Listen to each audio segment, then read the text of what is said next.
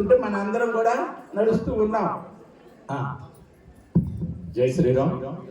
మన ఆలయంలో జరిగిస్తున్న 105వ శ్రీ రామకోటి జ్ఞాన యజ్ఞానికి వచ్చేసిన పూజ్యులు శ్రీ శ్రీ గౌరవనీయ స్వాములందరికీ పాదాభివందనాలు తెలియజేసుకుంటూ, అదేవిధంగా నా గ్రామ భక్త బృందానికి గ్రామ ప్రజలకందరికీ కూడా మనస ధన్యవాదాలు తెలియజేసుకుంటూ, ఈ కార్యక్రమం ఈ రోజు మన మాడుగుల గ్రామంలో స్వామివారు రాగానే చెప్పారు.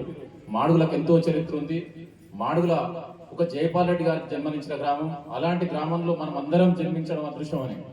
వాస్తవానికి మాడుగుల చరిత్ర దాదాపుగా ఇంత అని కాదు, 3000 సంవత్సరాల కిందనే మన దగ్గర స్వయంభూ శివాలయం ఉన్న చరిత్ర పురావస్తు శాఖ వాళ్ళు శాసనాల మీద రాసిన దాని చరిత్ర వాటి చెప్పిన చరిత్ర మన మాడుగుల గ్రామంలో ఉంది.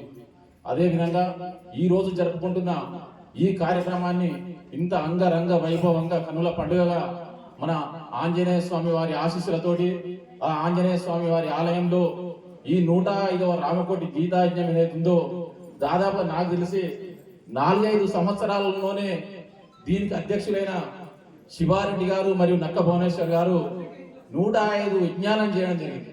ఏదో 10-15 ఏళ్ళ నుంచి కాదు, 5 సంవత్సరాలలో వాళ్ళు సంకల్పం తీసుకొని 105వది మన మాడుగుల గ్రామంలో మండల ప్రధాన గ్రామంలో 105వ యజ్ఞం బ్రహ్మాండంగా నిర్వహించుకొని, అదేవిధంగా మన స్వాముల వారు అన్నట్టు 108వది పుణ్యక్షేత్రంలో పెద్ద పుణ్యక్షేత్రంలో చేయాలన్న సంకల్పం ఏప్రిల్లో చేసే సంకల్పంతో ముందుకు పోతారు. వాళ్ళ కోరిక ఫలించి బ్రహ్మాండంగా నిర్వహించుకోవాలని అందరం ఆశిద్దాం. మనం ఒక యజ్ఞం మనం సొంతంగా చేసుకోవాలంటే ₹1,00,000 ఖర్చు పెట్టినా ఇలాంటి యజ్ఞం చేసుకోలేము. ఈ రోజు నిన్న కలిసి 52-54 గంటలు హోమంలో కూర్చోవడం జరిగింది. ఆ హోమ ఫలితం మన గ్రామానికి ఉంటుంది, హోమంలో కూర్చున్న వారికి ఉంటుంది, హోమాన్ని తిరిగించిన వారికి ఉంటుంది. అనంతరం ఏదైతే పూజ్యులు మన ఆహ్వానాన్ని స్వీకరించి మన హైందవ ధర్మం పట్ల జరిగే కార్యక్రమాలకు వారి మొత్తం సర్వం నా దేశం బాగుండాలి, నా కుటుంబం కాదు, నా దేశమే వాళ్ళ కుటుంబం. మనకు మన ఊరును చూసుకునేసరికి సరిపోతుంది, కొంతమందికి అది ఇల్లు కాడికి సరిపోతుంది. ఎన్నో కొందరు ఇప్పుడు విష్ణు, కరుణాకర్ అన్న, సురేష్ గుప్తా, మన విజేందర్ అన్న లాంటి వాళ్ళు సంకల్పం తీసుకొని కార్యక్రమాన్ని చేసి ఊర్లో కార్యక్రమం అయింది. అదే సంకల్పం అంత దాకా తీసుకోకపోతే వాళ్ళ ఇంటికాడికి అంకితం అవుతుంది.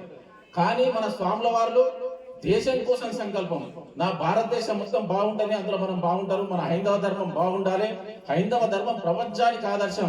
భగవద్గీత చదివితే ప్రపంచంలో ఏ బుక్ చదవాల్సిన అవసరం లేకుండా మనిషి ఏ మూలపోయినా బతకగలిగే చరిత్ర మన ధర్మం చూపించింది. అయితే పూజ్యులు ప్రవచనం అనగానే ఈ రోజు ఏమైపోయింది, టీవీలో పెట్టగానే ప్రవచనాలు వస్తున్నాయి, యూట్యూబ్ ఓపెన్ చేయగానే ప్రవచనాలు వస్తున్నాయి.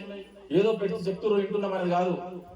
ఈడ మనం కూర్చున్న ఒక 15 నిమిషాలలో మనిషి జీవితం 100 సంవత్సరాలు అయితే 15 నిమిషాలలో మన పూజ్యులు గౌరవనీయులు స్వామీజీ గారు మనకు చెప్పిన జీవిత సర్వం, ఒక మనిషి జీవన విధానంలో పుట్టిన కాడి నుంచి జనం నుంచి మరణం వరకు మనిషి జీవనం ఏ విధంగా ఉండాలి, అది ఏ విధంగా మనం అవలంబించుకుంటూ పోతే సుఖ సంతోషాలతోటి ఐశ్వర్యాలతో విరయుతామో ఆ ప్రసంగాన్ని చెప్పింది కనుక ఇలాంటి ప్రసంగాలను వినడమే కాదు, మనం మన కుటుంబాలలో మన నలుగురు చెప్పుకొని రేపటి తరాలకు ఆదర్శం కావాలని ఈ సమయాన్ని నాకు ఇచ్చిన గ్రామస్తులకు, స్వాముల వారికి అందరికీ ప్రత్యేక ధన్యవాదాలు తెలియజేసుకుంటూ, అందరూ మాట్లాడాలి కనుక మనం రోజు మాట్లాడుకుంటాం.